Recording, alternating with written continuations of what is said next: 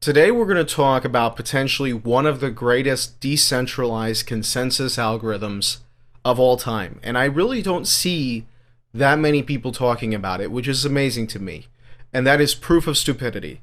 It is naturally occurring in nature, meaning that kind of like Fibonacci levels, if you're familiar with those, they are considered golden numbers because they happen over and over and over again in nature.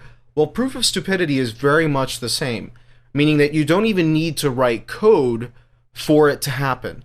I'll give you some examples here. So, Long Island Iced Tea was a corporation that, as you might imagine, is a beverage company, and it was named after one of the most popular drinks of all time.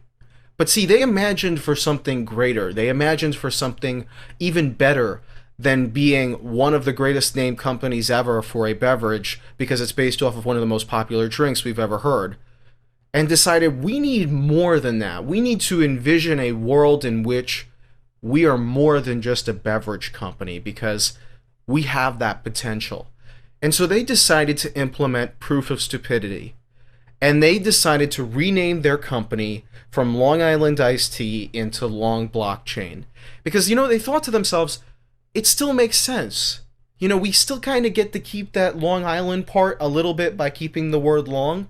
But long blockchain works because, longer blockchains are more secure than shorter blockchains because there's more proof of work put into them. And guess what? That's what we're going to be doing. We're going to be buying miners, which has absolutely nothing to do with our core business, but that's what we're going to do because we envision a greater world for ourselves. Proof of stupidity, folks, it works. The stock price more than doubled overnight. What a wonderful idea. Hooters is another company that decided proof of stupidity really could take us to the next level. Now see, Hooters had already been operating on proof of stupidity for quite some time, but they decided to take it to the next level themselves. They activated proof of stupidity version 2 by implementing a cryptocurrency rewards program. So now we have double the stupidity. And the more stupidity that you can have, the easier it is to realize consensus among people. And what do you know? The holdings company spiked as a result of that. And now we have yet another company that's jumping onto the wagon because guess what?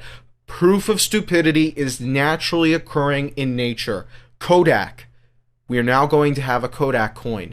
Now we know from the past that digital rights has never worked, ever, in the history of forever. But it's definitely going to work this time. And while Kodak should have gone the way of Blockbuster, potentially, depending on your opinion, they are not. No. They're not going to make that mistake this time. They have decided to implement proof of stupidity. And you know what the funny part is? They probably know that they're implementing proof of stupidity and they're going to do it anyway.